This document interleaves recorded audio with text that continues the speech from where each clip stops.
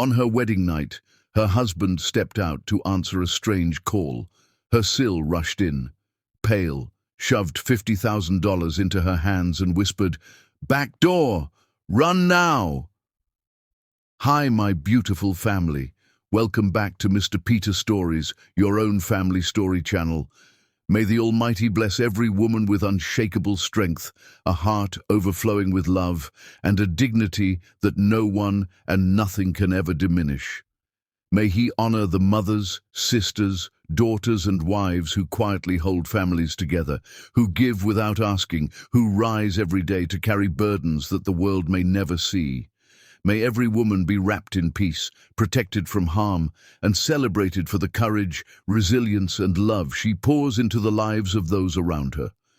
May your homes be sanctuaries of joy, your hearts fountains of compassion, and your souls filled with endless light. May every challenge be met with courage, every tear transformed into hope, and every effort rewarded with blessings beyond measure. Women, you are the backbone of families, the secret strength of nations, the living proof of love and perseverance. The world is richer because of you, brighter because of your presence, and holier because of your care. If your heart is true, like the video, if your love is real, write, "I am with Mr. Peter." The champagne still sparkled in crystal flutes when Oscar's phone shattered the silence of their honeymoon suite. Sloane Hartley stood by the floor-to-ceiling windows of the Grand View Hotel, watching the city lights blur into golden streaks below. Her wedding dress hung in the closet behind her, replaced now by silk pajamas that felt too delicate against her skin. Everything about tonight felt delicate, breakable. "I need to take this," Oscar said, his voice tight as he glanced at the screen. His face had gone pale in the blue light of his phone. All the joy from their ceremony drained away in an instant. "Oscar, it's our wedding night." "I know, baby. I know. Just give me 2 minutes." He was already moving toward the balcony, phone pressed to his ear, shoulders hunched like a man expecting a blow. Sloane watched him through the glass doors. 2 minutes. She had heard those words so many times over the past 8 months. 2 minutes that always stretched into 20. 2 minutes that always meant his father. They had dated in secret at first, stolen afternoons and weekend trips to places where no one knew the front name. Oscar had been different then. Lighter. He laughed without looking over his shoulder. He made plans without checking his phone first. He had seemed brave. But after their first meeting with Don Front, everything changed. Oscar's father had taken one look at Sloane across the dinner table and said nothing. Absolutely nothing. He had asked about her work, her family, her background, all with the detached interest of someone conducting an interview for a position that had already been filled by someone else. At the end of the evening, he had shaken her hand and told Oscar they would discuss things later. Oscar broke up with her 3 days after that dinner. She had cried for a week before he showed up at her apartment, devastated, begging for another chance. "I can't lose you," he had said. "I won't let him control this. I won't let him control us." So they had dated secretly, hidden from the man who seemed to own every part of Oscar's life. And when Oscar proposed, when he slipped that ring on her finger in a quiet restaurant where no one knew them, she had believed they could make it work. Then came the wedding planning. Oscar insisted they keep it small, private. His father was traveling, he said, business overseas. They could get married quietly and tell Don afterward. It would be easier that way. Sloane had wanted to believe him. She had needed to believe him. The balcony door slid open. Oscar stepped back inside, and the look on his face told her everything she had been trying not to know. "Baby, there's been a situation. My father's flight landed early. He's in the city." "Okay." Sloane kept her voice steady. "So we'll see him tomorrow. Tell him together." "He knows." The words hung in the air between them like smoke. "What do you mean he knows?" Oscar couldn't meet her eyes. Someone must have told him. Maybe someone from the hotel, I don't know. But he knows we got married tonight. And that's a problem. Sloane, please don't. That's a problem, she repeated. Not as a question this time. Oscar's hands were shaking. She had never seen his hands shake before. He's upset. I just need to talk to him, explain things. The door to their suite burst open. Mariska Nelson stood in the doorway, her face stripped of color, her breath coming in short gasps like she had run the entire way up. Oscar's sister was always composed, always put together, but right now she looked shattered. Mariska, what are you doing here? Oscar moved toward her, confused. But Mariska wasn't looking at her brother. Her eyes were locked on Sloane, wide and urgent and terrified. You need to leave, Mariska's voice shook. Right now. She rushed across the room and grabbed Sloane's hands. Her palms were ice cold and damp with sweat. From her purse, she pulled out a thick envelope and shoved it into Sloane's arms. There's $50,000 in here. Take it. Go to the back stairwell. There's a service exit on the second floor that leads to the parking garage. Get in your car and drive. Don't stop. Don't look back. Just go. Sloane stared at the envelope, her mind struggling to catch up. What are you talking about? My father just landed. He's on his way here right now. He thinks Oscar cancelled the wedding. Oscar told him it was off. If he finds you here, if he knows you went through with it... Mariska, stop! Oscar grabbed his sister's arm. You're scaring her. Good! She should be scared. Mariska's voice cracked. You should be scared. You have no idea what you've done. Sloane pulled away from both of them, the envelope heavy in her hands. Someone needs to explain to me what's happening. Right now. Mariska turned to her brother, her eyes blazing. Tell her what he does to people who defy him. It's not like that. Tell her about Mom.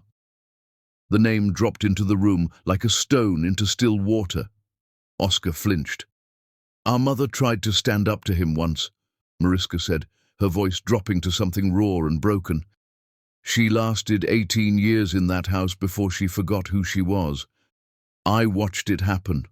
Watched her become this hollow thing that smiled at the right times and said the right words and had no life left in her eyes. She used to paint. Did you know that?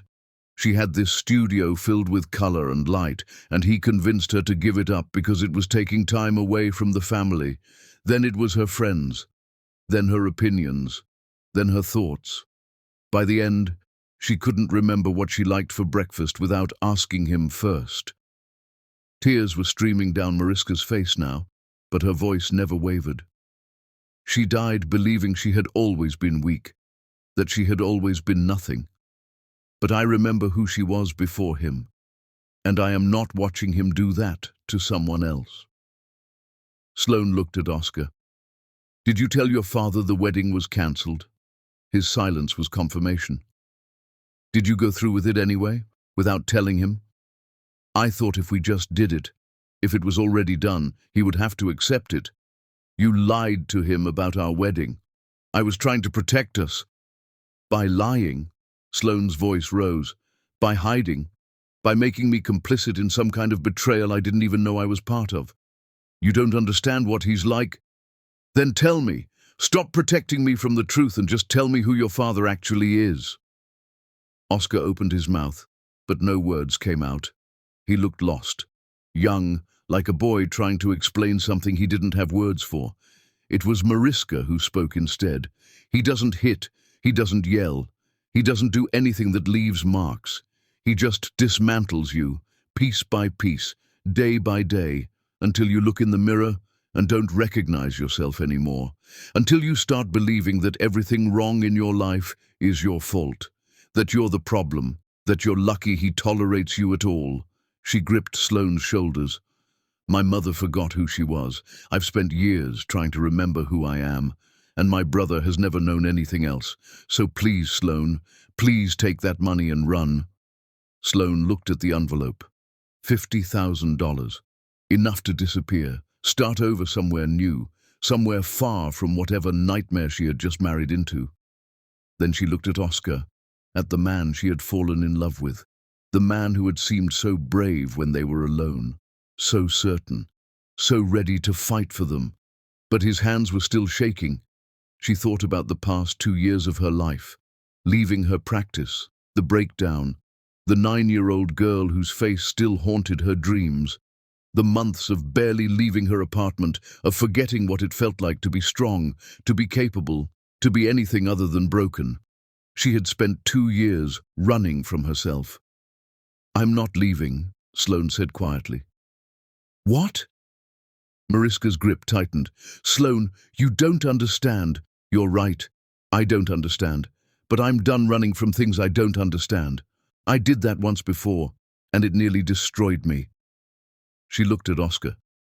"Your father sounds terrifying. But you know what terrifies me more? Becoming someone who runs the moment things get hard. Baby, this isn't about being brave. Yes, it is. It's about looking at something that scares you and deciding you're worth fighting for anyway." Oscar's eyes filled with tears. "I don't want him to hurt you." "Then don't let him." The words came out harder than she intended. Oscar flinched again. "Sloane, please." "Oscar, why are your hands shaking?" He looked down at his trembling fingers like they belonged to someone else. "I don't know." "Yes, you do. You're terrified of him. You're standing here on our wedding night, terrified of your own father. You don't know what you're asking." "I'm not asking anything. I'm telling you that I'm not running. I'm telling you that we're going to face him together. And I'm telling you that whatever happens next, I need to know that you're choosing me, not him, me." Mariska was crying openly now. "He'll destroy you both." "Maybe." Sloane handed the envelope back to her. "But I'd rather be destroyed fighting than destroyed running." Oscar moved toward her, reaching for her hands, but she stepped back. "I need to know, Oscar, right now. Are you with me?" "Of course I'm with you. I married you. I love you." "That's not what I asked." He opened his mouth to answer. The elevator chimed in the hallway outside. All three of them froze. Footsteps approached. Slow, measured, certain. A knock at the door. 3 sharp raps that somehow conveyed more authority than words ever could. Mariska grabbed her purse. "He's here." Oscar's face had gone grey. Sloane walked to the door, her hand on the handle, her heart hammering so hard she could hear it in her ears. "Sloane, wait!" Oscar's voice behind her. She opened the door. Don Front stood in the hallway. Tall, silver hair, expensive suit even at this hour. His face betrayed nothing. No anger, no surprise, no emotion at all. He looked at Sloane for 3 long seconds. His gaze moved over her like she was an object to be assessed, catalogued, appraised and found wanting. Then his eyes shifted past her to Oscar, to his son standing frozen in the middle of the honeymoon suite. When Don Front finally spoke, his voice was quiet, almost gentle. "Oscar, Mariska, leave us." "Dad, we should all talk," Oscar started. "Now." It wasn't a command. It wasn't a request. It was simply a statement of what would happen next. Oscar looked at Sloane, his eyes pleading, apologizing, already accepting. Then he walked out of the room. Mariska hesitated at the door. She mouthed something to Sloane. "I'm sorry." And then Sloane was alone with her father-in-law. Don Front stepped into the suite. The door clicked shut behind him. "Sit down, Sloane," he said. "You and I need to have a conversation about my son." Chapter 2.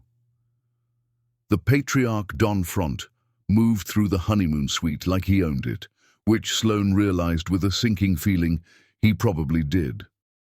The Grandview Hotel was one of the premier properties in the city. Of course, a man like Don Front would have connections here.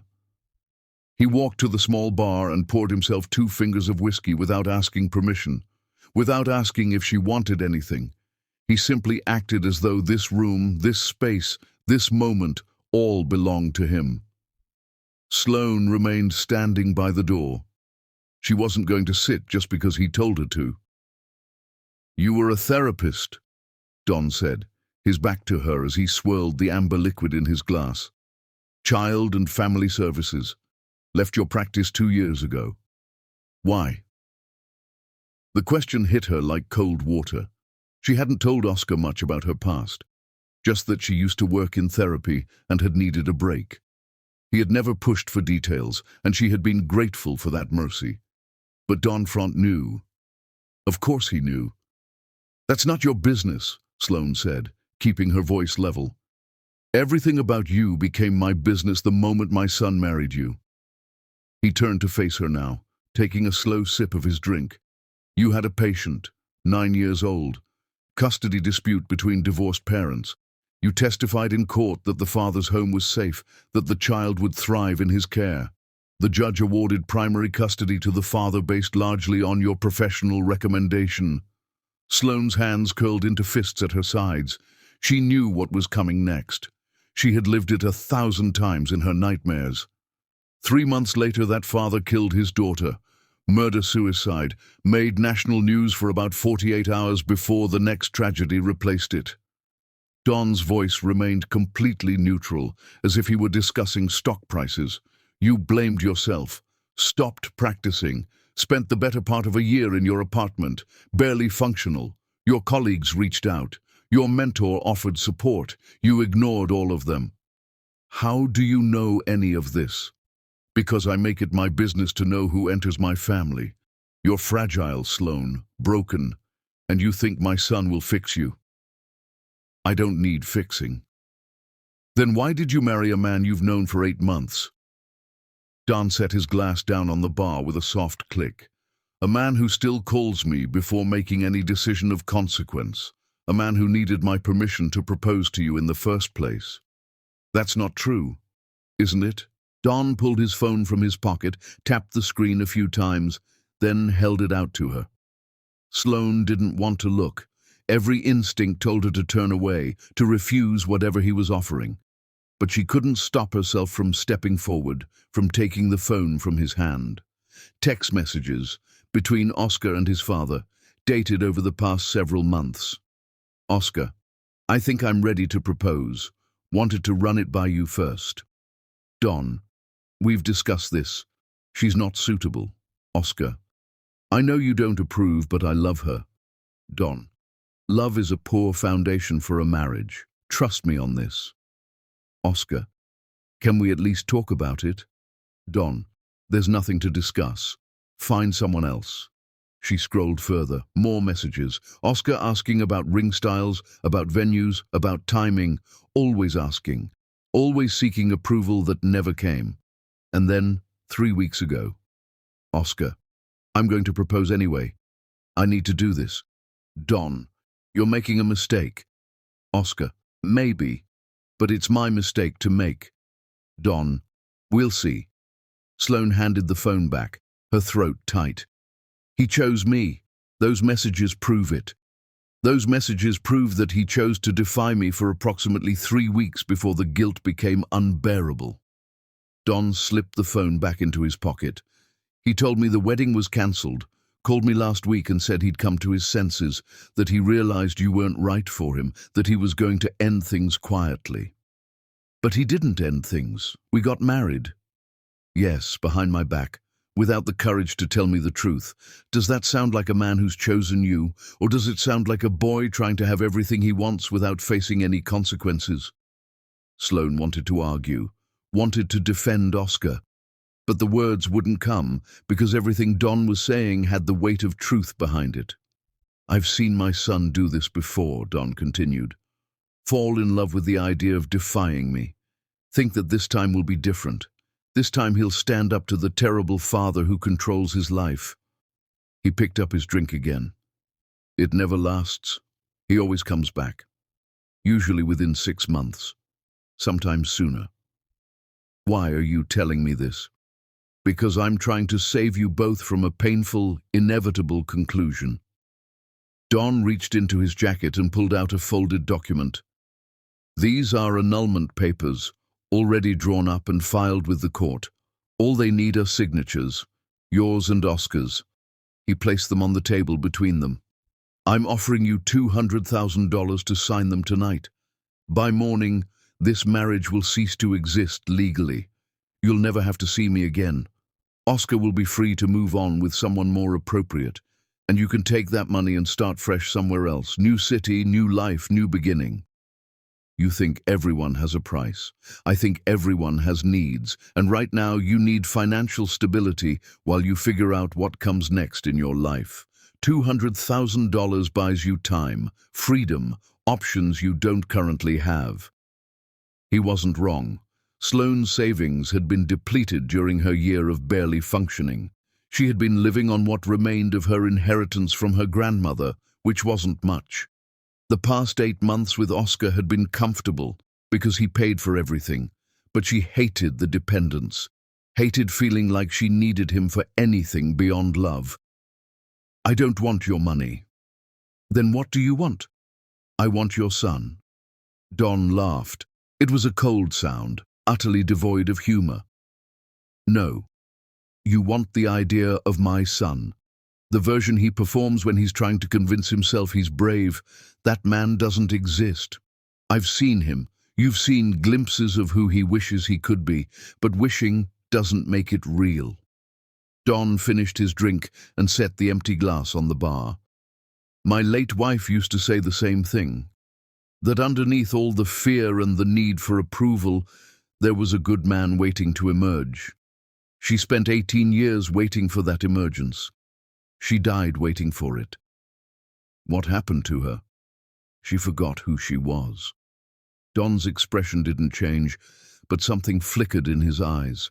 Something that might have been grief if the man were capable of such an emotion. She became someone else, someone smaller, someone who needed me for every decision, every thought, every moment of her existence. It wasn't what I wanted. I would have preferred a partner, but she couldn't be both herself and married to me. So she chose to disappear. The honesty was somehow more chilling than any threat could have been. I won't disappear. You will. Not because I'll force you to, but because my son will require it. He needs constant validation, constant reassurance, constant proof that he's making the right choices, and every time he doubts himself, he'll turn to me. Every time you argue with him, he'll tell me about it. Every time you're struggling, he'll ask me what to do. You'll spend your entire marriage competing with me for his attention, for his loyalty, for his spine. Don picked up the annulment papers and held them out to her. $200,000, a clean break. Or stay married and spend the rest of your life wondering why you're never quite enough. Sloane stared at the papers, at the neat legal language that could erase tonight. Erase Oscar. Erase this whole mistake. Then she looked at Don Front, really looked at him, at the man who had reduced his own son to a trembling, uncertain version of himself, at the man who spoke about his late wife's disappearance like it was an inevitability rather than a tragedy. You're right about one thing, Sloane said quietly. Your son is weak. He's been programmed to seek your approval since birth. He doesn't know how to make decisions without checking with you first. Don nodded, satisfied. Then you understand. But you made him that way. Every time he came to you for guidance, you could have taught him to trust himself. Instead, you taught him that his own judgment was worthless, that he needed you to function. You created the exact thing you claimed to despise. For the first time, Don's expression shifted, just slightly, a tightening around his eyes. And the worst part, Sloane continued, you did it on purpose. Because a son who trusts himself might leave, might choose his own path, might not need you anymore, and you can't handle that. You're playing therapist with the wrong person. I'm stating facts. You destroyed your wife's sense of self. You've crippled your son's ability to function independently, and now you're here at midnight, in his honeymoon suite, trying to do the same thing to me. Don's hand tightened on the papers. I'm trying to spare you. No. You're trying to control me, just like you control everything else in your life, but I'm not your wife, I'm not your son, and I'm not signing anything. She walked to the door and opened it. I think it's time for you to leave. Donfront studied her for a long moment. Then he carefully folded the annulment papers and tucked them back into his jacket. "You'll change your mind," he said as he walked past her into the hallway. "They always do." He stopped just outside the door and turned back to face her. "My wife used to paint. Did Mariska tell you that? She had real talent.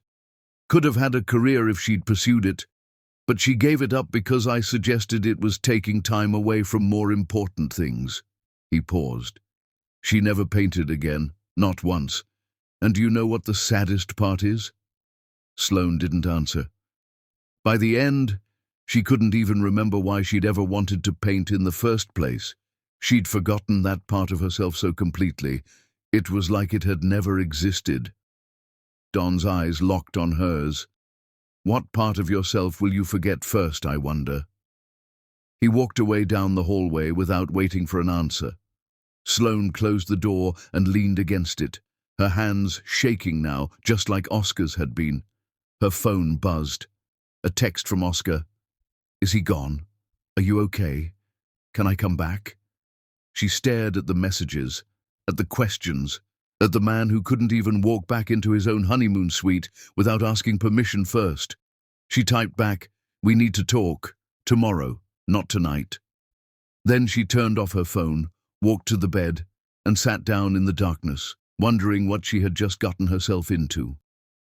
Chapter 3. Remember who you were. Sloane didn't sleep. She lay in the too-large bed watching dawn creep across the ceiling, thinking about the girl she used to be. The girl who had walked into her first therapy session desperate to help people.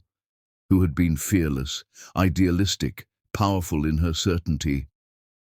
Then came the custody case. The 9-year-old caught between divorced parents. Sloane had made her recommendation based on everything she knew. She had been wrong, and a child died because of it. Oscar finally knocked when the sun was fully up. Sloane had showered, dressed, packed her small suitcase. "Baby?" His voice was tentative. She let him in. He looked terrible, eyes red-rimmed, shirt wrinkled. "I'm so sorry. I should have told you about him. Why weren't you honest?" Oscar sank onto the couch. "Because I was afraid you'd leave. If you knew how weak I was, you'd see me for what I really am." "And what's that?" "A coward." Tears filled his eyes. "I talk brave, make plans, but when it matters I fold every time." "Did you tell him the wedding was cancelled?" "Yes." "Why?" "Because he asked. Said if I went through with it I was choosing to hurt him deliberately." Oscar's voice cracked. "I couldn't stand disappointing him. But you married me anyway. Because I love you. I hoped if I just did it, he'd have to accept it." "That's not how it works with men like your father." "I know." Oscar stood. "What do I have to do?" "I'll cut him off. Never speak to him again. Whatever you need. I need you to stop asking me what to do. Figure out what you want. Who you are. You can't do that while we're married." "What are you saying?" "We need space. You need to deal with your father without me in the middle." "No, please. I'm not leaving you. I'm giving you room to find yourself." Sloane picked up her suitcase. "I'm staying with a friend. You figure out if you can stand up to him. If you can, maybe we have a chance. And if I can't, then we sign the annulment papers and move on." She left him in the honeymoon suite. Dr. Elaine Reeves had been Sloane's supervisor during training. A formidable woman in her late 60s with steel-grey hair and eyes that missed nothing. Sloane stood outside Dr. Reeves's office building, then walked in and took the elevator up. Dr. Reeves's door was open. She looked up when Sloane knocked. "Sloane Hartley, I wondered if you'd ever come back. I need help, not as a patient. I need to remember how to fight." Dr. Reeves gestured to the chair. "Sit down. Tell me everything." Sloane talked about Oscar, about Donfront, about the wedding night and the feeling of being trapped in a system designed to break her. Dr. Reeves listened without interrupting, Don Front is a textbook case of covert narcissism, she said finally. He doesn't rage or threaten overtly. He uses guilt, obligation, and withdrawal of approval as weapons. He's programmed his son to believe independent thought equals betrayal. So what do I do? The same thing you used to do with families. You don't fight the system head-on. You show everyone in it who they really are. I don't know if I can do that anymore. That girl who thought she could save everyone, she died with that 9-year-old. No, she's sitting right in front of me. Dr. Reeves leaned forward. You saved 47 families before that case. You identified patterns of abuse everyone else missed. You were exceptional. I was arrogant. I thought I knew better. You thought you could help. That's not the same thing. Dr. Reeves pulled down a thick binder from her bookshelf. These are letters from former clients, people whose lives you changed. She set it in front of Sloane. The first letter was from a mother she'd worked with 5 years ago. You were the first person who made me believe I wasn't crazy. Because of you, my daughters and I got out. We're safe now. You saved our lives. Sloane turned pages. Another letter. Another family. Another story of escape. She read for an hour while Dr. Reeves worked quietly. When Sloane finally closed the binder, she felt something she hadn't felt in 2 years. Maybe the memory of hope. I want to restart my practice, she said. Dr. Reeves smiled. I know. You just needed to remember why. They spent the rest of the morning planning. By afternoon, Sloane had a plan. She would rebuild her practice, focusing on family systems and coercive control. Document Don Front's patterns to show Oscar clearly what his father had done. Her phone buzzed. A text from an unknown number. This is Justine Hale. Mariska gave me your number. I was engaged to Oscar 5 years ago. I'd like to tell you my story. Sloane stared at the message, then typed back. When can we meet? The response came immediately. Tonight. I'll send you an address. Sloane walked out into the afternoon sunlight, feeling like she was waking up from a very long sleep.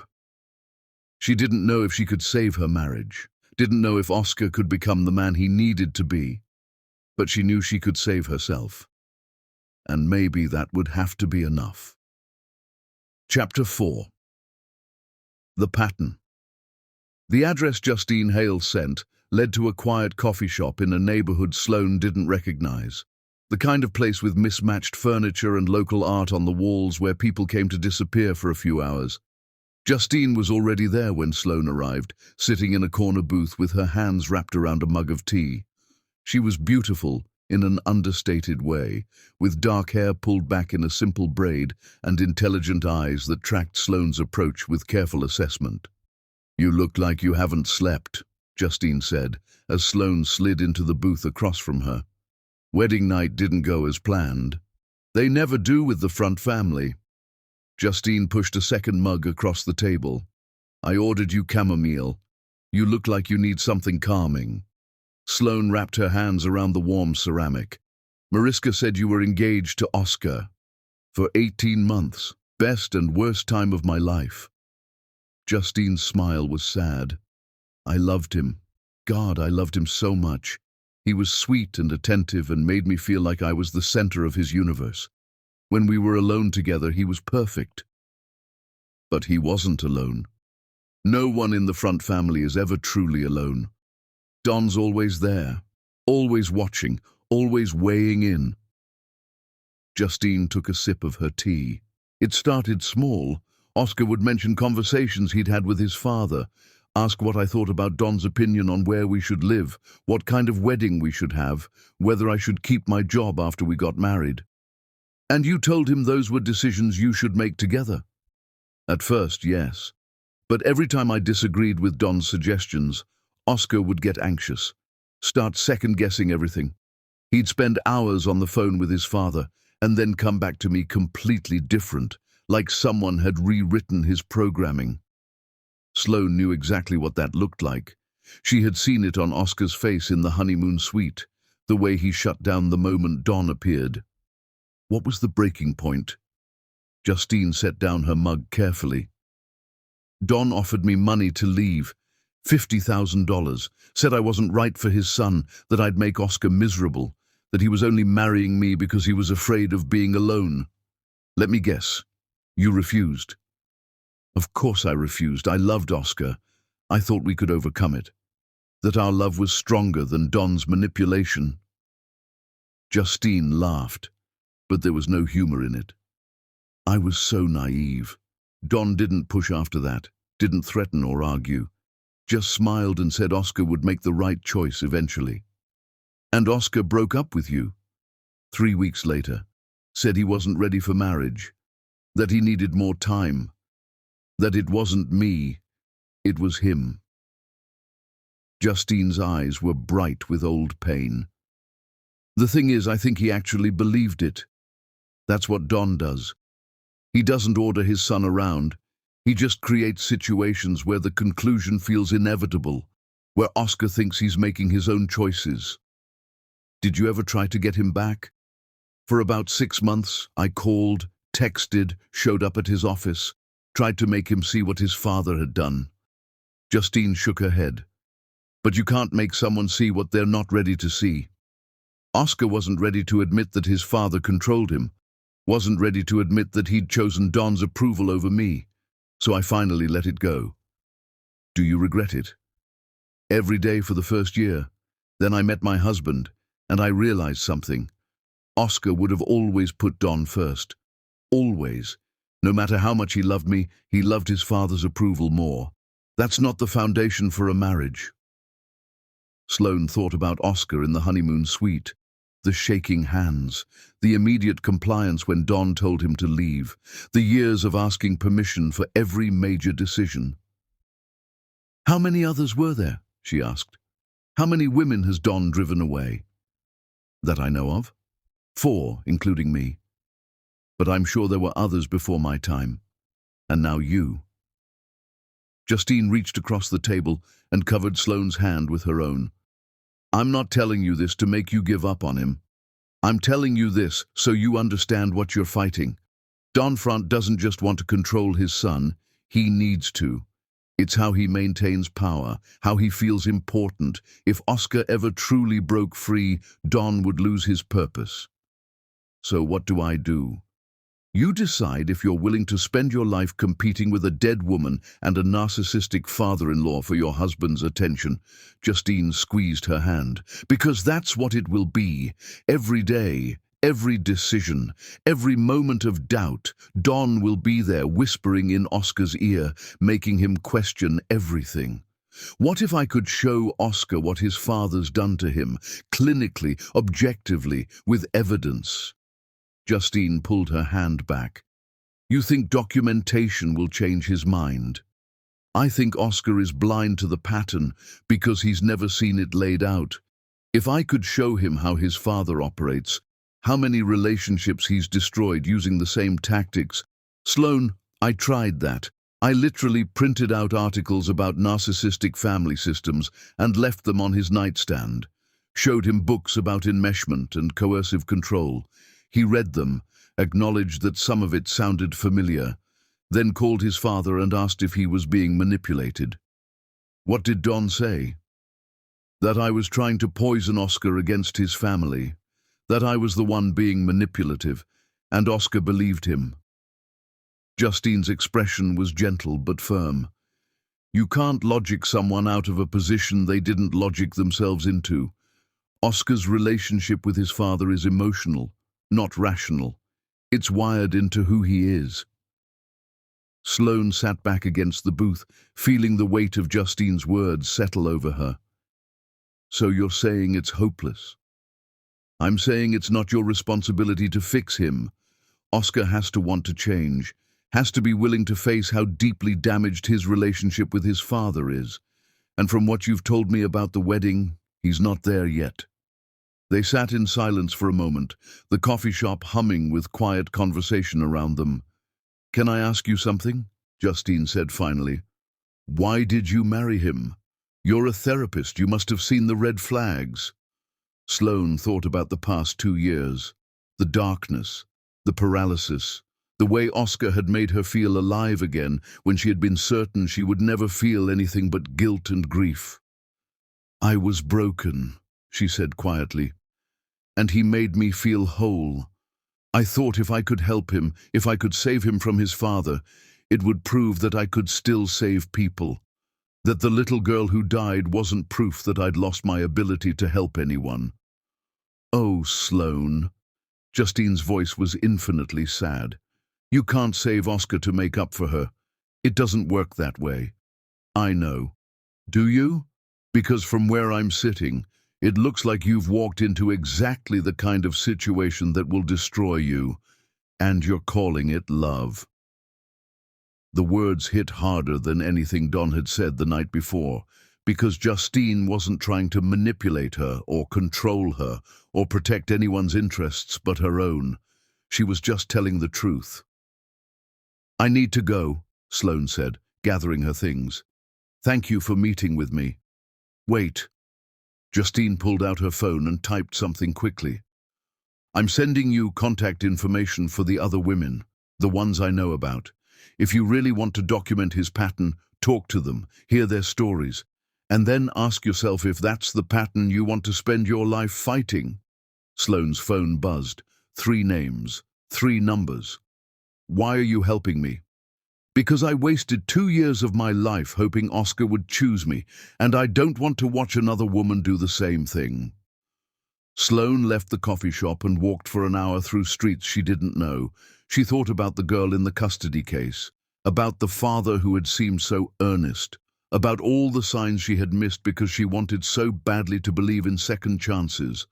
She thought about Oscar, about the man she had fallen in love with in secret, about whether that man had ever really existed or if he had always been a performance, a version of himself he could only maintain when his father wasn't watching. Her phone rang. Oscar. She almost didn't answer, but she had told him she wasn't leaving, just giving him space. She owed him at least a conversation. "Hey," she said, "where are you?" His voice was tight with anxiety. "I woke up and you were gone. Your suitcase was gone. I told you I was staying with a friend. But you didn't tell me who or where or when you'd be back. Because I don't know when I'll be back. Because you need to figure some things out without me there. Sloane, please, I can't do this alone." "Yes, you can. You just don't believe you can." There was a long silence on the other end. Then, "I talked to him, to my father. Told him he was out of line last night." "And what did he say?" "That he was just trying to protect me. That he knows you're still dealing with trauma from your practice, and he's worried you're not stable enough for marriage." Oscar's voice dropped. "Is that true? Are you still struggling with what happened?" Sloane stopped walking, stood perfectly still in the middle of the sidewalk while people flowed around her. "Did you tell your father about the little girl who died?" He asked about your past, about why you left therapy. I thought he should know. You thought he should know, or you needed him to know. Needed his opinion on whether your broken wife was worth keeping." "That's not fair. Nothing about this is fair, Oscar. Nothing about you calling your father to discuss my trauma is fair. Nothing about him using that information to undermine me is fair." Sloane's voice rose despite her efforts to stay calm. "You told me you loved me. You married me. And the first time your father questions my stability, you start questioning it too. I'm not questioning you, I'm just worried." "You're not worried. You're looking for permission to doubt me, permission to wonder if your father was right all along." Oscar didn't answer. The silence was confirmation enough. "I'm going to ask you something," Sloane said, "and I need you to be honest.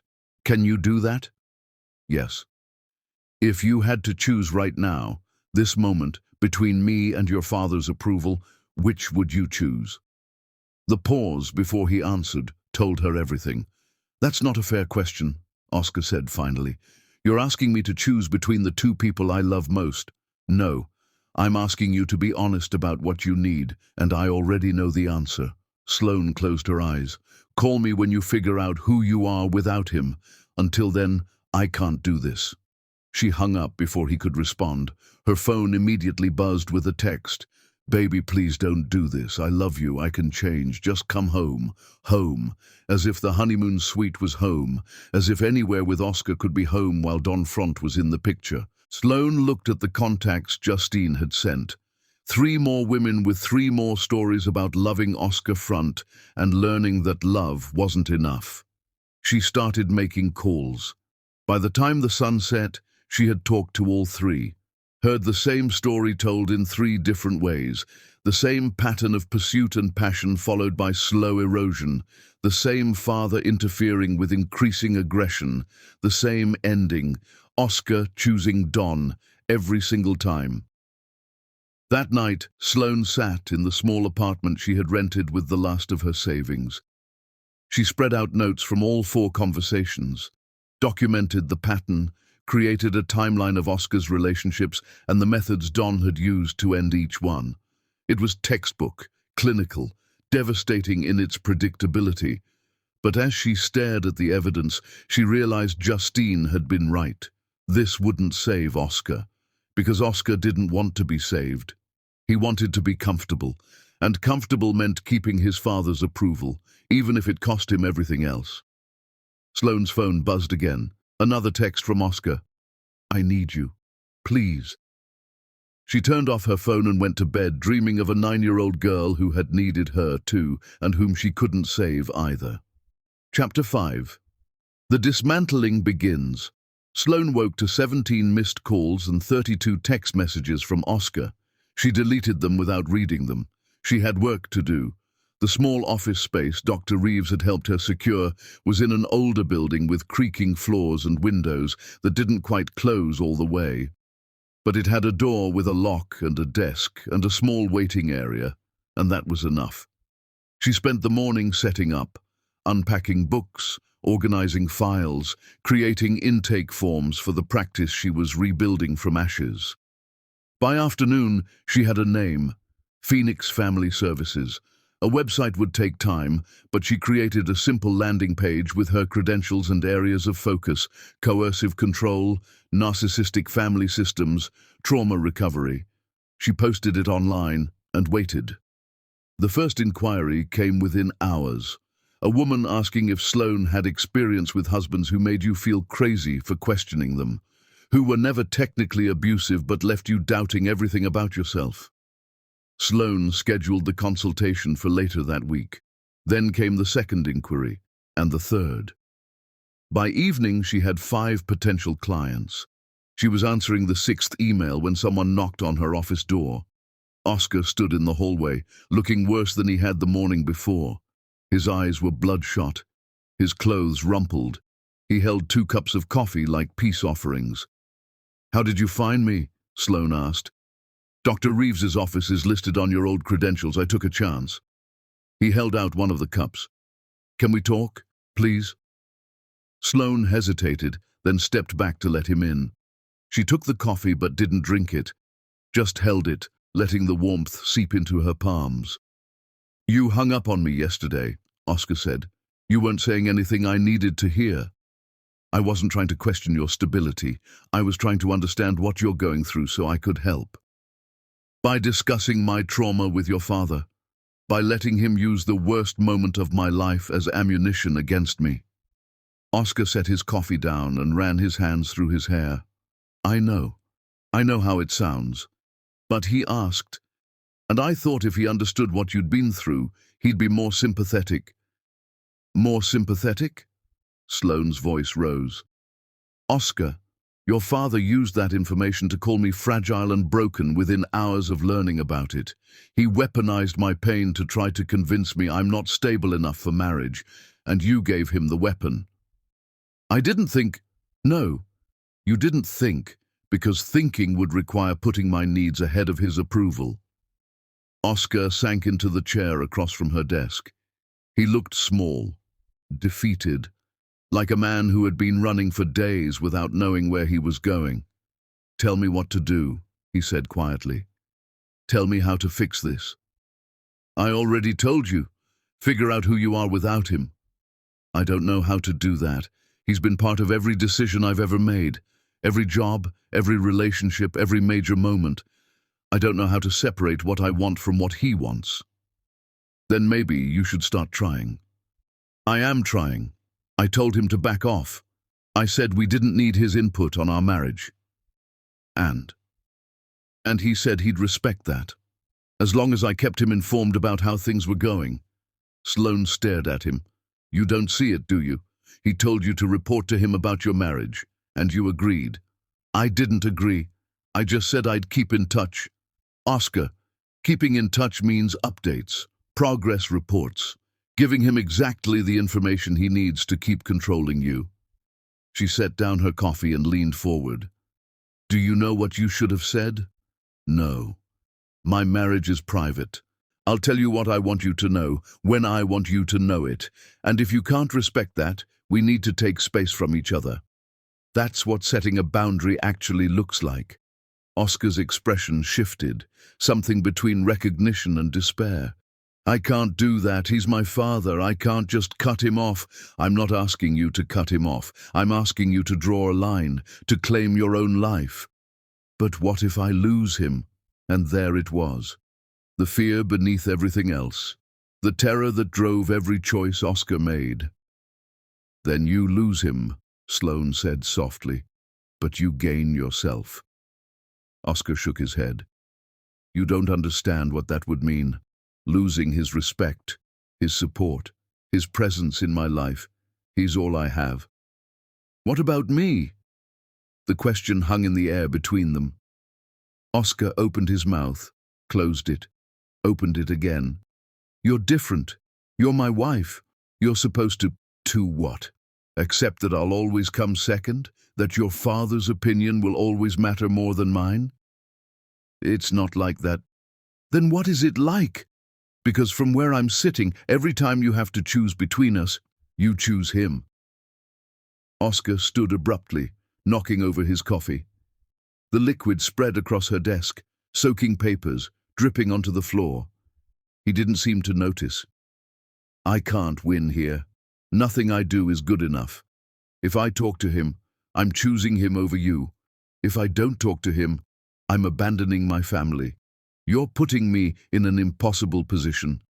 No, your father put you in an impossible position by making you believe you need his approval to exist. I'm just asking you to see it.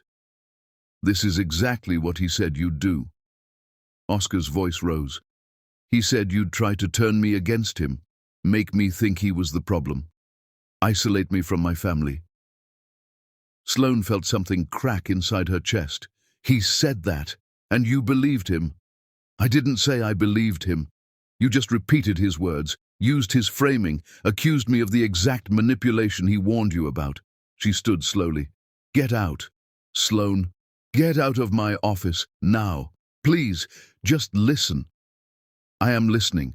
I'm listening to you tell me that your father's version of reality is more credible than mine, that his fear-mongering about me isolating you is somehow more valid than my actual request for you to set boundaries. Her voice shook. Get out. Oscar stared at her for a long moment, then he turned and walked to the door. I love you, he said without looking back. Love without trust is just dependence, Sloane replied. And I can't be your security blanket while you figure out if you're brave enough to exist without his permission. He left. The door clicked shut behind him. Sloane looked at the spilled coffee soaking into her paperwork, at the chaos Oscar left in his wake, even when he was trying to make things better. Her phone buzzed. A text from an unknown number. This is Don Front. We need to discuss your influence on my son. She deleted it without responding. Then came an email. Subject line, regarding Sloane Hartley's professional history. She opened it. It was from a local news website. They had received an anonymous tip about her involvement in the custody case 2 years ago, the death of the child, the questions about her judgment. They wanted comment for a story they were running about therapists who fail their patients. Sloane's hands started shaking. Another email, this one to 3 of her new clients, screenshots forwarded to her by one of them. An anonymous message detailing the custody case, suggesting they research their new therapist before trusting her with their families. 2 of the 3 clients cancelled their consultations within the hour.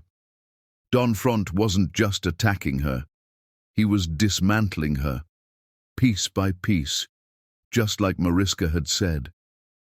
Sloane sat in her office, surrounded by spilled coffee and cancelled appointments, and the ruins of the fresh start she had tried to build. Her phone rang. Dr. Reeves. "I just got a call from a reporter," the older woman said without preamble. "They're asking about your credentials, your history, your competence to practice." Don Front. "Obviously, he's trying to discredit you before you can rebuild." Dr. Reeves paused. "Are you going to let him? What choice do I have? He's digging up everything. My worst failure. My moment of complete professional collapse, and he's using it to destroy any chance I have of moving forward. So fight back. How? By pretending it didn't happen? By hiding from the truth? By owning it?" Dr. Reeves's voice was firm. "Yes, you made a terrible call. Yes, a child died.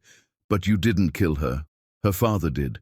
And beating yourself up for 2 years hasn't brought her back. Neither has running away from your career. So stop running, own your past, including the failures, and use it to become better. The news story will destroy my practice before it even starts. Only if you let it. If you hide, you look guilty. If you face it head-on, you look human." Dr. Reeves softened. "Talk to the reporter. Tell the truth. Explain what you learned from that case and how it's made you more careful, more thorough, more committed to getting it right. Don't hide your failure. Transform it." Sloane looked at the email from the reporter. At the question about whether she wanted to comment, she had spent 2 years hiding from this story, running from the shame, letting it define her as someone who couldn't be trusted. Maybe it was time to stop running. She typed a response, "I'm happy to speak with you. Let's set up a time." Then she called the clients who had cancelled and left voicemails. "I understand your concerns. I want you to know the full story, not just what someone is spreading anonymously. Call me back if you'd like to hear my side." By the time she left her office that evening, she felt raw, exposed, like she had stripped off a protective layer and was standing naked in front of the world. But she also felt something else, free. Don Front had used her greatest shame against her, had tried to bury her under the weight of her worst failure. But he had also forced her to stop hiding from it, and that somehow felt like the first real step toward healing.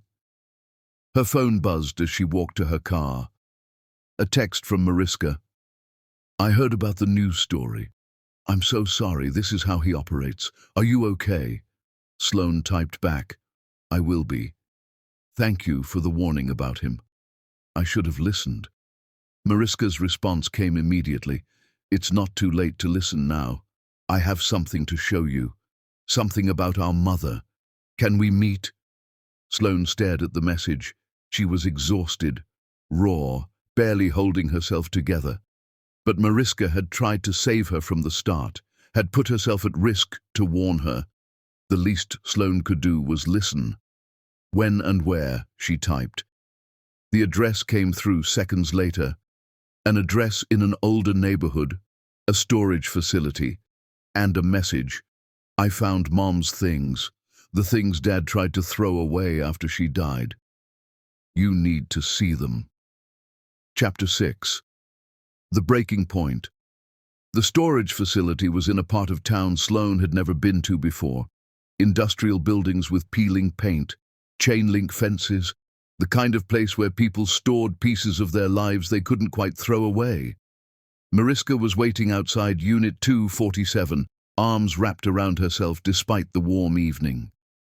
"Thank you for coming," Mariska said, her voice hoarse. "I wasn't sure you would.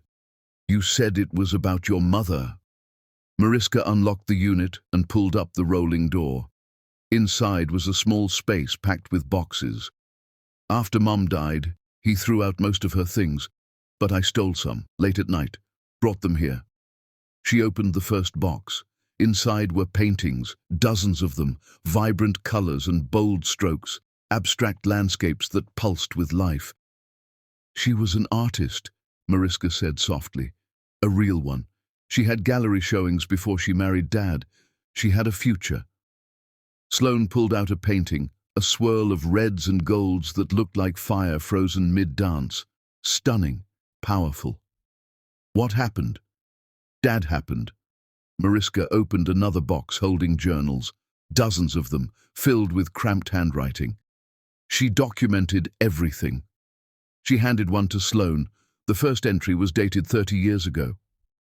David proposed today. I said yes, of course, but when I told him about the gallery show next month, his smile got tighter. He said he was proud, but asked if I was sure I had time for a show while planning a wedding. Something about it made me feel like I had to choose, the show or the wedding, my art or his comfort. I'm being paranoid. He's just worried about me. Sloane turned pages, read entry after entry, watched a vibrant woman slowly talk herself into believing her instincts were wrong. David suggested I take a break from painting, just until we get settled. I know he's right. Maybe I do need a break. 6 months later. David said we should use that room for his office instead. My art is just a hobby. He's right.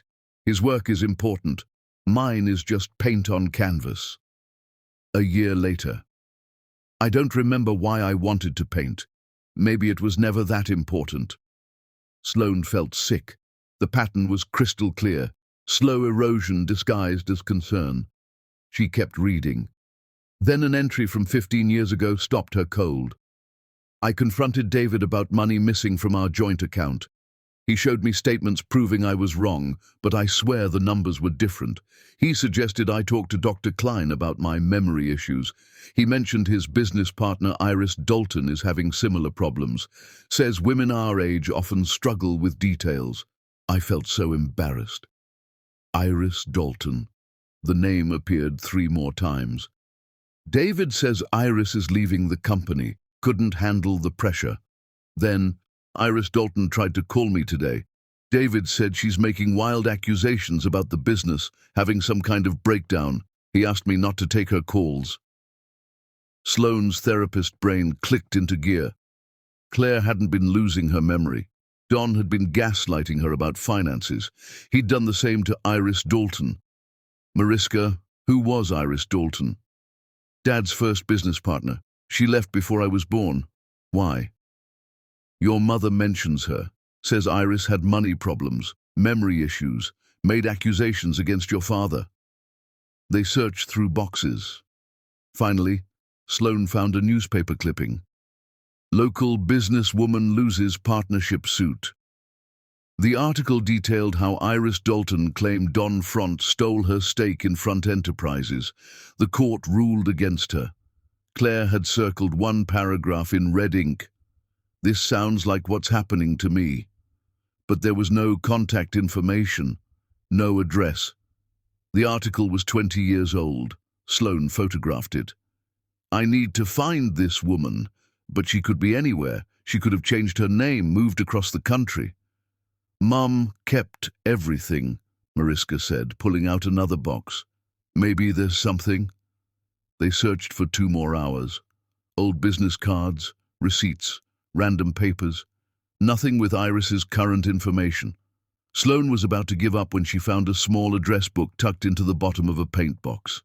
Claire's handwriting, page after page of contacts, most crossed out.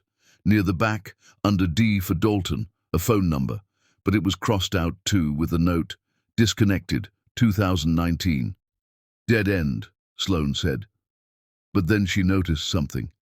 In the margin next to the crossed-out number, Claire had written something else, barely legible. Harbor View Apts? It wasn't much, but it was something. Sloane spent the next day tracking down Iris Dalton with only those clues. Called every Harbor View apartment complex in a 50-mile radius. Most had never heard of her. 3 hung up when she mentioned the name. Finally, on the 8th call, a pause. We don't give out resident information. Is she there? Please, I'm not trying to cause trouble. Claire Front's daughter gave me this lead. Claire passed away, but she left journals. Journals that prove Iris was right about Don Front. Longer pause. I can't confirm or deny, but there's a coffee shop across the street. Lombardi's. Someone might be there tomorrow morning, around 9. The line went dead. Sloane went to Lombardi's at 8:30 and waited. At 9:15, a woman in her early 60s walked in. Silver hair cut sharp, eyes that assessed everything. She saw Sloane and stopped. "You're the one who's been calling everywhere looking for me." "Miss Dalton." "Iris. And you're Sloane Hartley, Oscar's wife. I've been following the news." She sat down across from Sloane without being invited. "What do you want?" "To know what Don Front did to you, and to know if you kept records." Iris laughed, cold and bitter. "I kept everything. 20 years of evidence no one would believe. After I lost the lawsuit, I disappeared, changed my routines, made myself hard to find, because men like Don don't forget people who challenge them." "What if I told you he's still doing it? Stole from his son's trust fund, drove his wife to suicide. There's a pattern." Iris's expression changed. "You can prove the recent thefts?" "I'm filing for divorce. The papers include financial disclosure. Once the court orders it, we'll have access. He'll hide it. I've watched him do it for 20 years. Not if we know where to look." Sloane showed Iris photos of Claire's journal entries. She was documenting his patterns. "There are clues here, but I don't have the financial expertise." Iris read through them, face going pale. Claire knew. She was figuring it out.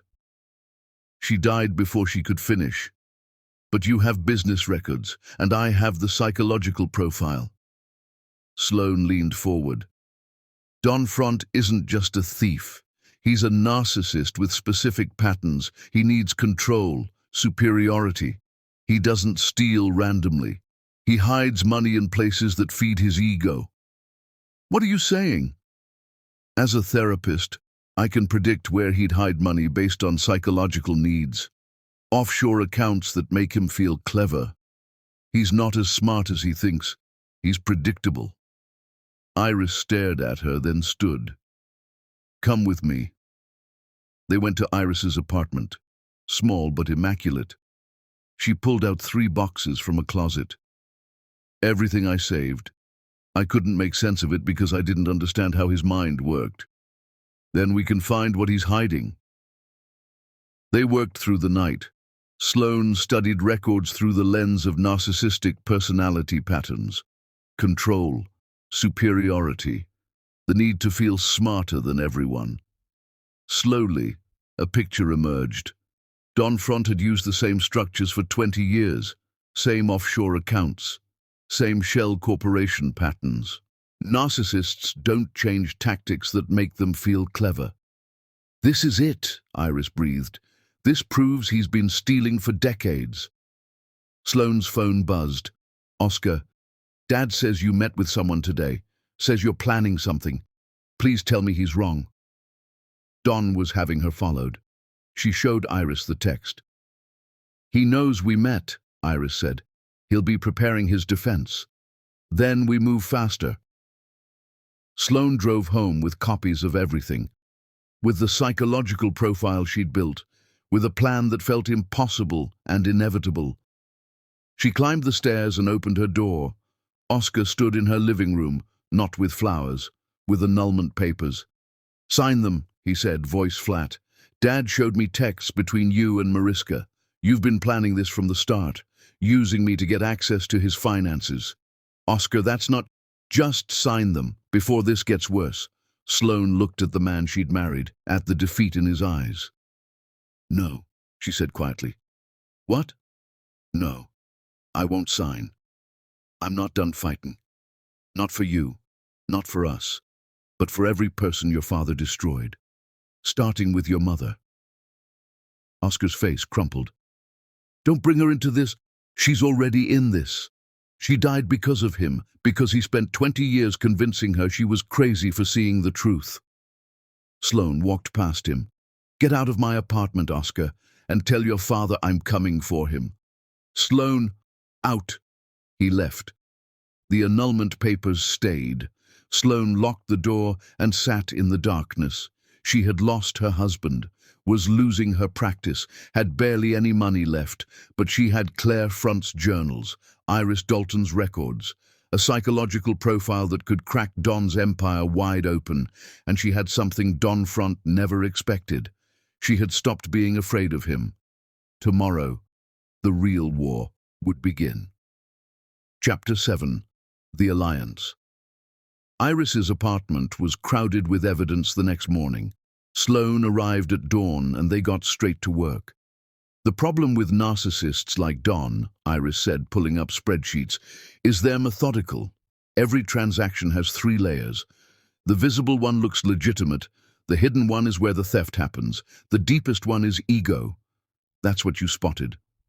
Sloane studied the account names again. Apex, Summit, Pinnacle.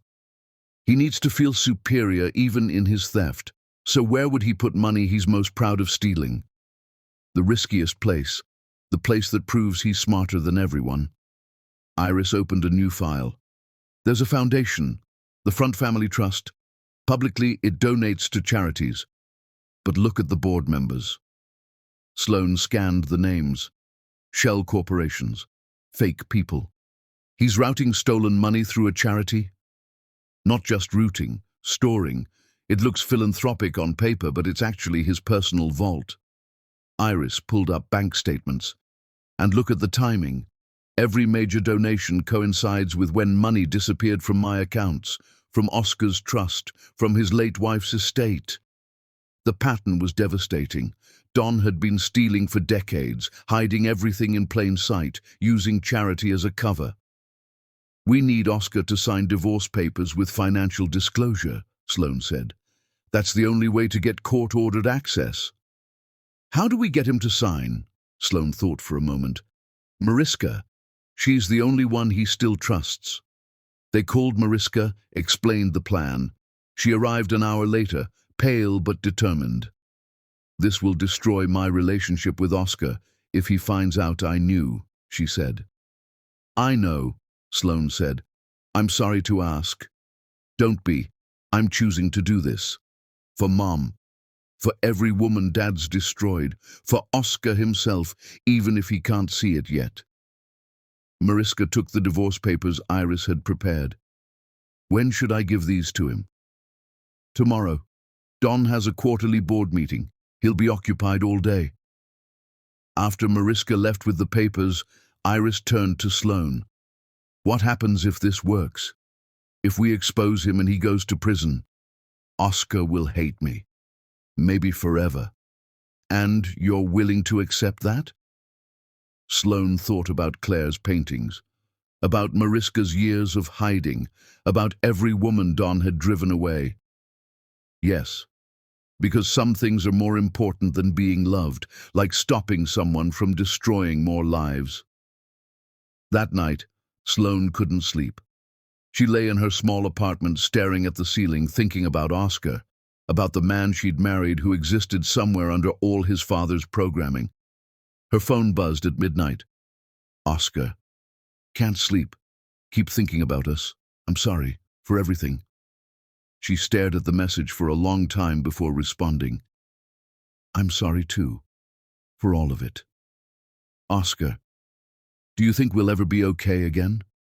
Sloane's fingers hovered over the keyboard. She wanted to say yes, wanted to believe love could survive this. But she'd seen too much, knew too much. "I don't know, but I hope you find peace. Oscar, I love you." Sloane closed her eyes, set down the phone without responding. Because tomorrow, Mariska would get him to sign papers that would destroy his father, and Oscar would never forgive any of them. But maybe freedom was worth the cost of forgiveness. Chapter 8. The Betrayal. Mariska got Oscar to sign the papers during lunch at the Italian place where they'd celebrated birthdays as children. She told him Sloane needed closure, that the papers were fair, that signing them was the kind thing to do. Oscar signed them without reading past page 3. The financial disclosure clause was buried on page 7. Mariska texted Sloan immediately. Done. He doesn't know. Sloan forwarded it to Iris, who filed with the court that afternoon. 24 hours later, Oscar called at 2 in the morning. His voice shook with something beyond anger. I read them. Really read them. All of them. Oscar, you're not divorcing me. You're investigating him. You're using our marriage to get access to his finances. His voice rose. And Mariska helped you. My sister. You both betrayed me. We're exposing the truth. You're working with Iris Dalton, a woman who sued him 20 years ago and lost. A woman with an axe to grind. Oscar was shouting now. How much of this is about justice, and how much is about her revenge? Your father stole from you, from your mother, I'm calling him, right now, telling him everything, every document, every plan, every person you've talked to, and I'm going to fight this divorce with everything I have. Oscar, please, just listen. The line went dead. Sloan called Iris immediately. He knows, all of it. He's telling Don right now. Then we have maybe 12 hours before Don hides everything he can. Iris's voice was tight. The papers are filed. Discovery requests will go out tomorrow, but he'll fight them now, make this 10 times harder. Harder didn't begin to describe what came next. By morning, Sloan's bank accounts were frozen. A legal filing claimed fraud through false accusations. A former patient appeared on local news. Tearful interview. Claimed Sloan had encouraged her divorce through manipulative therapy. That Sloan had projected her own marital problems onto vulnerable clients. The patient looked uncomfortable, read from notes. It was obviously coached, obviously Don's work. But the damage was immediate. Every client cancelled. The state board launched an investigation. Someone had leaked Claire's medical records. Private, confidential, records that should have been sealed. The anonymous tip claimed Sloan stole them to fabricate evidence, that she was ethically compromised, dangerous. The board suspended her license pending investigation. Her landlord received complaints, unauthorized business use, noise violations, things that weren't true but created problems anyway, 30 days to vacate. Within a week, Sloan had no practice, no license, no office, no income. She packed what fit in her car and drove to Dr. Reeves's house at midnight, crying so hard she almost missed the turn. Dr. Reeves opened the door before Sloan could knock, pulled her inside, made up the couch, sat with her until the crying became sleep. In the morning, Dr. Reeves made coffee. Tell me how bad it is. I have nothing, no practice, no license, no money. He's destroyed everything. Sloan's voice was hollow. He won. Did he? Look at me. I'm sleeping on your couch. He destroyed your circumstances, not you. Dr. Reeves sat across from her. You've been here before, after the little girl died. You rebuilt then. You can rebuild now. For what? So he can destroy it again. So you can prove he can't destroy you. That you're more than your practice, more than your credentials, more than anything he can take away. Sloan stared at her coffee. I don't know if I have another fight in me. Yes, you do. You're just scared and hurt, but you're still here, still breathing, still capable of making him answer for what he's done. That afternoon, Iris found Sloan at a coffee shop. Sloan looked rough, 3 days without real sleep, living out of her car, showering at the gym. Iris slid an envelope across the table. Rent money, legal fees, living expenses. I can't. You can, because I'm not letting him win by bankrupting you. You gave me the weapon to finally beat him. This is my investment in using it. Sloan opened the envelope. $5,000. What if we lose? Then we lose having fought. That matters. Iris pulled out another folder. Testimonies from Oscar's ex-girlfriends, all willing to testify about the interference, the control, the money. He'll destroy them too. He'll try. But they're established, beyond his reach now. They're doing this because you showed them it's possible to fight back. Sloane took the folder. Okay, let's finish this. She moved into a studio apartment Iris helped her find. One room, shared bathroom. But it was a place to sleep that wasn't a couch or a car. She worked from coffee shops and libraries, building the case with Iris's legal team, organizing evidence, preparing testimony. Dr. Reeves submitted statements to the state board defending Sloane's competence. The investigation slowed. The patient lawsuit collapsed when the woman recanted, said she'd been paid, pressured. She didn't name Don, but everyone knew. Sloane's license stayed suspended, but there was a path back now. If she won the case, if she proved Don's pattern of retaliation. Everything hinged on trial. Oscar showed up at her studio 6 weeks after everything fell apart. She almost didn't open the door. "I'm in the hospital again," he said. "Panic attacks. The doctors say I'm having a breakdown." "I'm sorry. Dad says it's your fault, that you're destroying me to get to him." "Do you believe him?" Oscar looked at her with eyes that had aged decades. "I don't know what to believe. Half of me thinks he's a victim. The other half keeps remembering things that don't add up." "Like what?"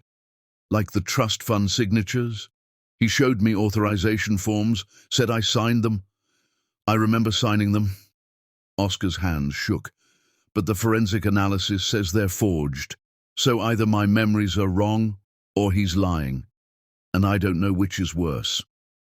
"Oscar, narcissists create false memories. They tell you things so many times you believe them. It's not your fault you can't tell the difference." "Then how do I know anything is real? How do I know you're not manipulating me too?" "You don't. That's the worst part of being raised by someone like your father. You have to rebuild your sense of reality piece by piece, learn to trust yourself again." Oscar sank onto her couch. "I hate this. I hate him for doing it. I hate you for exposing it. I hate myself for being too weak to function without someone telling me what's true." "You're not weak. You're breaking free from lifetime programming. That's the hardest thing anyone can do. If you win this case, I lose him. My father. Even if he's a monster, he's my monster. And I don't know who I am without him. You're Oscar Front, and you get to decide what that means." He left without another word.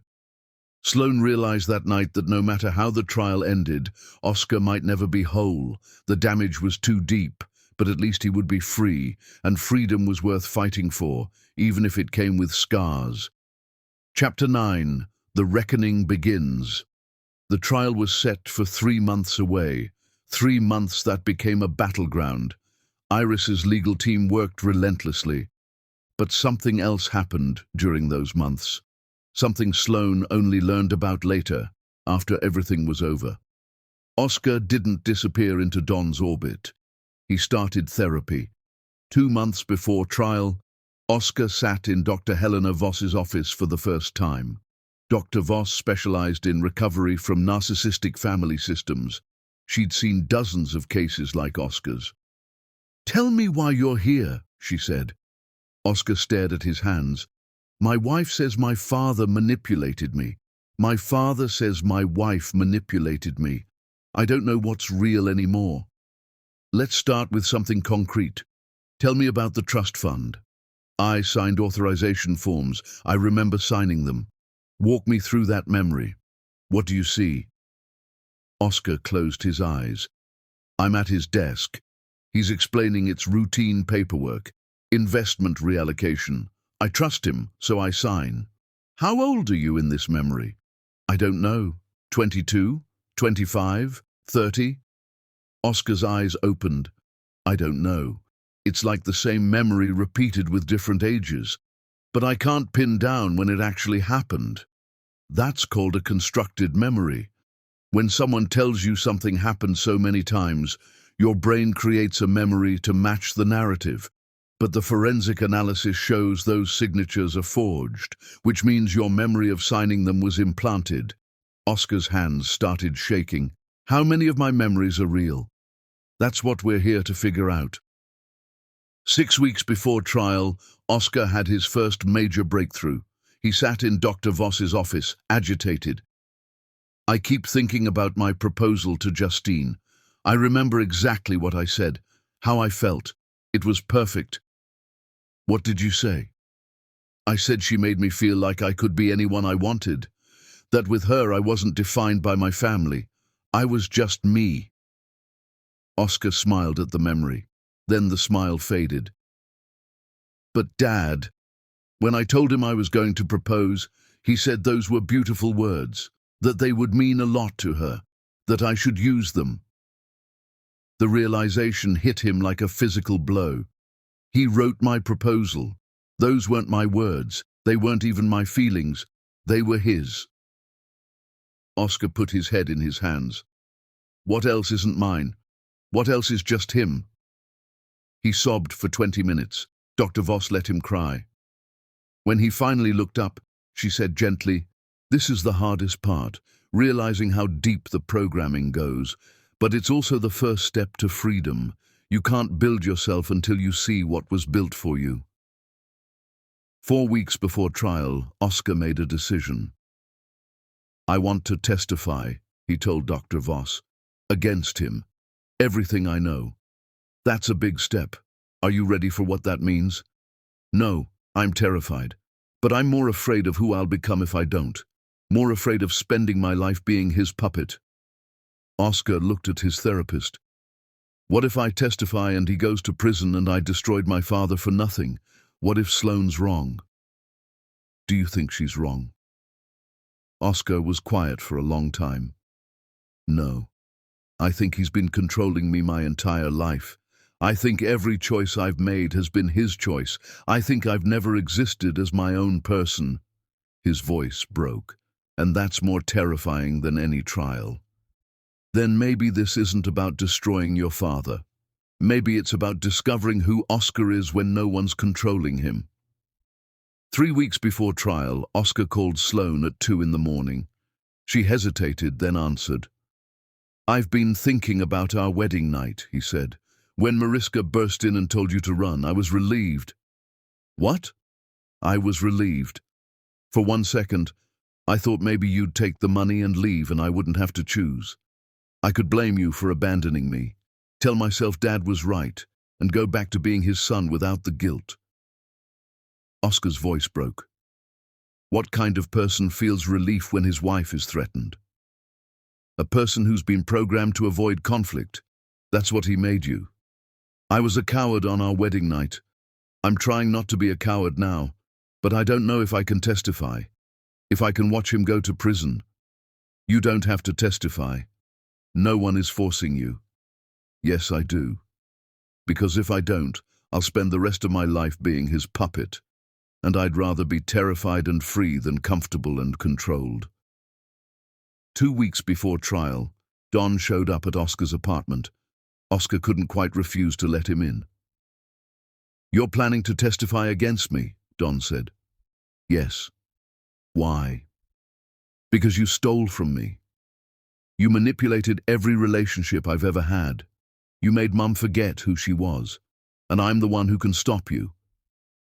Don studied his son for a long moment. "I did everything for you. Everything I built was to protect you, to give you a better life than I had." "No, you did everything to control me. There's a difference. You're going to regret this. When I'm gone, when you're alone trying to figure out who you are without me, you'll realize I was the only person who truly understood you. Maybe, but at least I'll be figuring it out, not having it decided for me." Don walked to the door, stopped, turned back. "I loved your mother. I loved her more than anything. And I love you. You'll never believe that now. But it's true. I know you believe it's true. That's the saddest part. You think what you did was love, and you'll never understand that love doesn't erase someone. It doesn't control them. It doesn't make them forget who they are." Oscar's voice was steady now. "You didn't love Mom. You owned her. And you've been trying to own me, but I'm not yours anymore." Don left without another word. Oscar called Dr. Voss immediately. I just told my father I'm testifying, and I didn't back down, I didn't apologize, I didn't try to make him feel better. How do you feel? Terrified, sick, guilty. He paused. Free. I feel free. Meanwhile, Sloan was building the rest of the case. Justine Hale provided the recording. Don's voice. I built him. Every decision he makes is because I taught him how. Oscar doesn't exist without me. The other ex-girlfriends came forward with similar evidence. Text threads showing Don telling Oscar what to say to them, how to propose, what promises to make. One woman had recordings of breakup calls where Oscar's phrasing sounded rehearsed. Another had emails where Don explicitly paid her to leave town. 4 weeks before trial, Mariska provided the final piece. She'd found Claire's paintings in Don's private storage unit, the ones he claimed he'd thrown away, and journals he'd taken from her, and a suicide note. The note Don had hidden to maintain the fiction of accidental overdose. I can't remember who I was before him. Can't remember what I wanted. I'm just an echo of his expectations, and I'm so tired of echoing. If you find this, please tell my children I'm sorry. Sorry I wasn't strong enough. Sorry I let him erase me. Love, Claire. Sloan read it 3 times, tears streaming down her face. This is evidence of psychological abuse, of a woman driven to suicide by systematic control. The night before trial, Oscar called Sloan one last time. I don't know if you'll respond, but I need to say this. Whatever happens tomorrow, you were right. About him, about me, about everything. I'm not strong enough to admit it publicly yet, but you were right.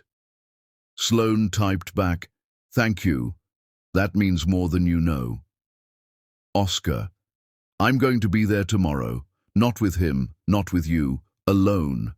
And I'm going to testify. I'm going to tell them everything, even if it destroys me, even if I can't put myself back together, because some things are worth breaking for. Sloan stared at her phone, then typed, you're braver than you think. You always were. You just needed permission to see it. Oscar, I'm terrified. Sloan, so am I, but we're doing it anyway. That's what courage looks like. She turned off her phone and lay in the darkness. Tomorrow, everything would change. Chapter 10. Liberation. The courtroom was packed. Reporters, investors, spectators drawn to watch power fall. Sloan sat at the plaintiff's table beside Iris and the legal team. Don sat across the aisle, perfectly composed. His lawyers surrounded him like armor. Oscar sat in the back row, alone, pale, hands clasped tight. The first 3 days were technical. Financial experts, forensic accountants. Iris testifying about 20 years ago. Don's defense countered with their own experts, made everything look legitimate, painted Iris as bitter. Then came the psychological testimony. Sloan took the stand on day 4, walked the jury through narcissistic family systems, coercive control, how financial abuse and psychological abuse intertwine. She explained Claire's journals, the pattern of erasure, the systematic destruction of identity disguised as love. Don's lawyer attacked on cross-examination. Dr. Hartley, you lost a patient 2 years ago, a 9-year-old who died because you recommended she be placed with an abusive father, correct? Yes. And after that failure you had a breakdown, stopped practicing, correct? Yes. So you have personal experience with catastrophic professional failure, with making terrible judgments about people. And now you're telling us your psychological profile of Mr. Front is accurate. Why should anyone trust your judgment when you've been so wrong before? Sloan met his eyes. Because I learned from that failure. I learned to look for patterns across time, not snapshots. To trust documentation over charm. To believe victims even when they've been made to doubt themselves. That case taught me to be better, and it's made me better. Convenient. You learned from failure. Or are you projecting your guilt onto Mr. Front, using this case to prove you're not a failure by destroying a successful man? No, I'm using this case to stop a man who has destroyed others for decades. The afternoon brought the ex-girlfriends. 4 women testifying about Don's interference. The money, the threats, the control. Justine played the recording. Don's voice filled the courtroom. I built him. Every decision he makes is because I taught him how. Oscar doesn't exist without me. For the first time, Don's expression shifted, just slightly, a tightening around his mouth. Oscar sat frozen, listening to his father describe him like property. Don took the stand the next day. He was masterful, calm, reasonable.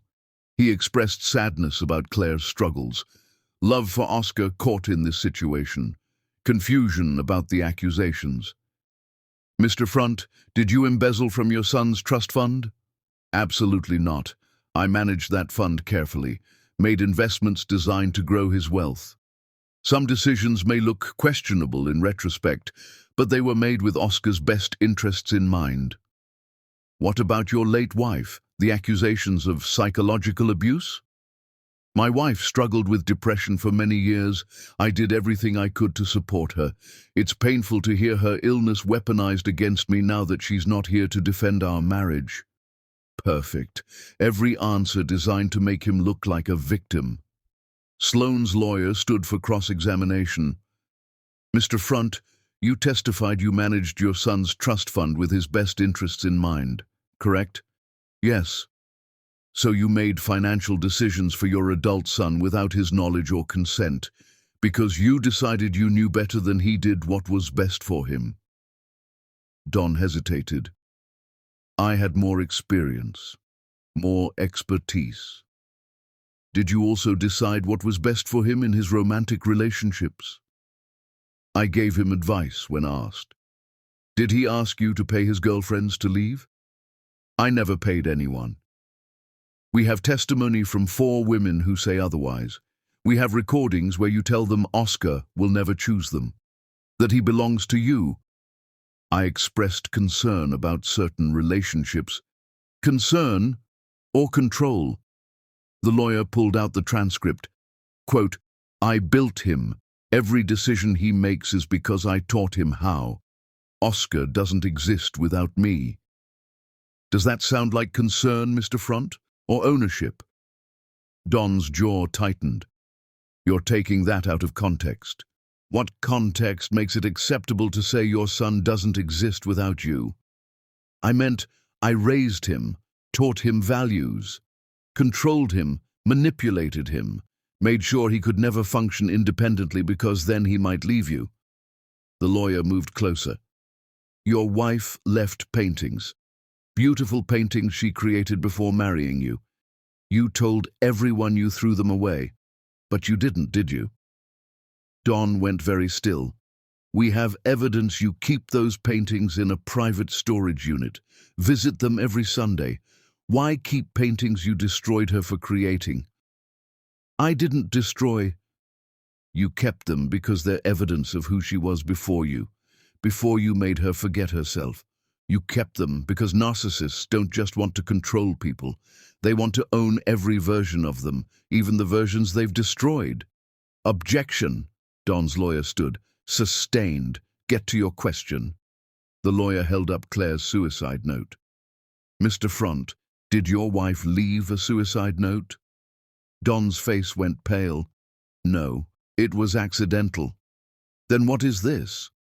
The lawyer read, I can't remember who I was before him, can't remember what I wanted. I'm just an echo of his expectations, and I'm so tired of echoing. The lawyer looked at Don. That's your wife's handwriting. Authenticated by 3 experts. A suicide note you hid so you could play the grieving husband. Don's hands shook, his mask cracking. That's not... She was confused. Medicated. That note doesn't mean... It means she killed herself because of you. Because you spent 20 years making her forget who she was. And instead of honoring her truth, you buried it. Just like you've buried every truth that threatens your control. I loved my wife. Don's voice rose, real emotion breaking through. Everything I did was because I loved her. Is that what you tell yourself? That control is love? That manipulation is protection? That destroying someone's identity is for their own good?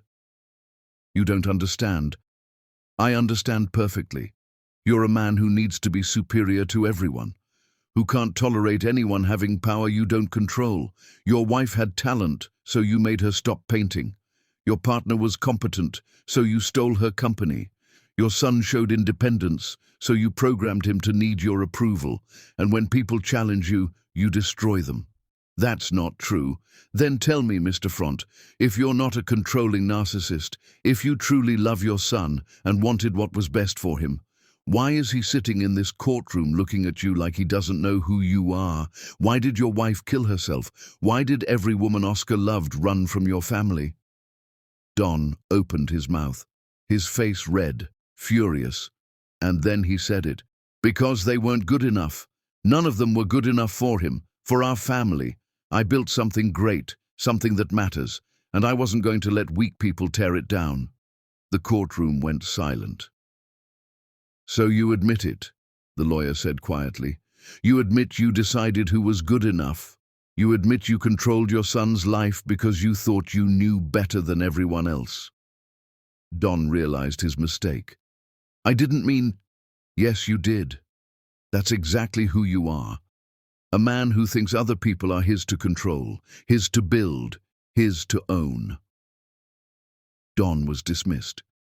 He walked back to his table, his composure shattered. Oscar sat in the back row, finally seeing his father clearly. But the trial wasn't over. The defense calls Oscar Front to the stand. The courtroom erupted. Don's lawyers were calling Oscar, gambling he would still defend his father despite everything. Oscar walked to the stand. He looked like he might collapse. Don's lawyer approached. Mr. Front, you've heard serious accusations against your father. Do you believe he embezzled from your trust fund? Oscar looked at the lawyer, then at his father, then at Sloan. Yes, I do. Don's lawyer looked shocked. But you signed authorization forms. No, I didn't. The forensic analysis proves the signatures are forged. And my therapist helped me understand that my memories of signing them were implanted, false memories he created to cover his theft. Your therapist? Dr. Helena Voss. She specializes in recovery from narcissistic family systems. I've been seeing her for 3 months. Oscar turned to his father. I remember proposing to Justine. The exact words.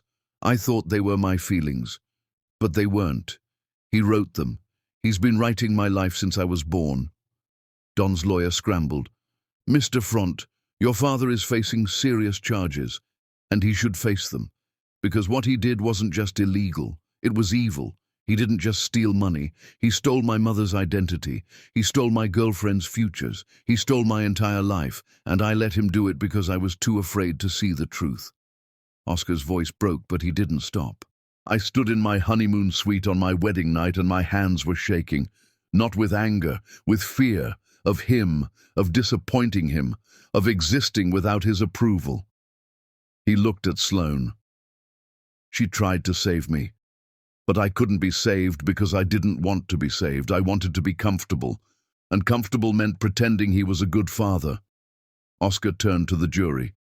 I'm testifying because I can't pretend anymore. Because my mother died rather than keep pretending. Because every woman he drove away deserves to know they weren't crazy. They were right. And I was the coward who couldn't admit it. He looked at his father one more time. I've spent 3 months in therapy trying to figure out what memories are real, trying to trust my own mind. And you know what I learned? When I tried to remember signing those trust fund forms, I can't pin down when it happened, because it didn't happen. You told me it happened so many times I created a memory to match your story. That's what you do. You don't just control actions, you control reality, make people doubt their own minds, and by the time they realize what you've done, they can't tell the difference between what they chose and what you chose for them. Don's lawyer sat down. Sloane's lawyer stood, but Oscar spoke before he could ask anything. I need everyone to understand something. I'm not healed. I'm not fixed. I testified against him, yes, but there are still days when I wake up wondering what he'd think about something, days when I feel guilty for putting him here, days when I can't tell what's real." He looked at Sloane. "That's what people don't understand about this kind of abuse. It doesn't end when you expose it. The damage goes so deep you spend years trying to rebuild yourself, maybe forever. And I wanted the court to know that. To understand that my testimony isn't coming from someone who's recovered. It's coming from someone who's still trying to figure out who he is without his father's voice in his head." Oscar left the stand. As he passed his father, Don reached out. "Oscar!" Oscar didn't stop, didn't look at him, just kept walking. The jury deliberated for 8 hours, guilty on all counts. The judge ordered full restitution. Don Front was facing years in prison. As the bailiff led him away in handcuffs, Don looked at Oscar one last time. Oscar held his father's gaze, didn't flinch, just watched him leave. Outside, reporters swarmed. Sloane pushed through without comment. Oscar was waiting by her car. "I'm sorry," he said, "for everything, for not believing you, for choosing him. I know. I'm in therapy, learning who I am. It's hard. Some days I wake up and don't know what I want for breakfast because I've never chosen for myself. That must be terrifying. It is. But it's also freeing. For the first time, I get to decide. Not him, not you, me." Oscar hesitated. "I want to start a foundation, using the restitution money, to help families escape situations like ours. I'd like to name it after Mom. She would love that. Would you be on the board?" Sloane thought about it, about the risk of being connected to Oscar again, about the mission that mattered more than her comfort. "I'll do it, but with boundaries. Professional, not personal." "Nothing more," Oscar agreed, "though maybe someday if I figure out who I am, I could ask about us again." "Maybe, if you figure out who you are, and if I figure out if I can trust you again." 6 months later, Sloane stood in an art gallery, an exhibition of Claire Front's paintings curated by Mariska. Oscar was there, standing in front of the fire painting. "She was brilliant," he said quietly. "Yes, she was. I don't remember her like this. I only remember the broken version. Then let this be your new memory, the truth of who she was." They stood in silence, surrounded by evidence of a woman who had existed fully before disappearing. "Coffee?" Oscar asked. "Just coffee." Sloane studied him. He looked different, still uncertain, but more present, more real. "Just coffee," she agreed. They sat in the gallery cafe and talked honestly, about his therapy, about her work at Claire's house, her non-profit helping families escape narcissistic abuse. "I'm starting to remember things," Oscar said. "Real things. I used to love drawing when I was 6. Before he told me it was a waste of time, I bought a sketchbook, drew for the first time in 30 years. "What did you draw?" "Abstract shapes, nothing recognizable, but it felt like mine, like something from me, not him. That's huge. It's terrifying. If I can't trust my memories or preferences, who have I been for 35 years? I've been a ghost, a puppet. You've been surviving, and now you're starting to live. I know I've said this before, but I need to say it again. What you did, taking on my father even though it cost you everything, that saved my life. You saved yourself by choosing to testify. Some days I believe that, other days I'm not sure, but I'm trying." Sloane walked out into the evening. Don Front was in prison. Oscar was in therapy. Mariska was free. She thought about Claire Front, about paintings never finished, about a woman who forgot who she was. But Claire's story wasn't finished. It lived on in Mariska, in Oscar's slow healing, in every family Sloane helped escape, in Claire's haven and Claire's house. Some battles aren't won by destroying your enemy. They're won by refusing to let your enemy destroy you, and by building something from the ashes that ensures no one else has to burn. Sloane walked through the city. She had been broken, manipulated, pushed to disappear, but she was still here, still fighting, still whole. Though some nights she still dreamed about Oscar, about the man he might have been, about the marriage they might have had. But she also knew that person didn't exist, had never existed. Oscar was building himself from scratch. Maybe one day they'd meet, the real Oscar and the real Sloane, two people who survived the same monster. Maybe they'd find their way back to each other, or maybe they'd stay separate, both whole, both free, both grateful for what they survived and became. Either way, Sloane was no longer waiting to find out. She was living, finally, fully, without asking permission. And that was what freedom actually looked like. The end.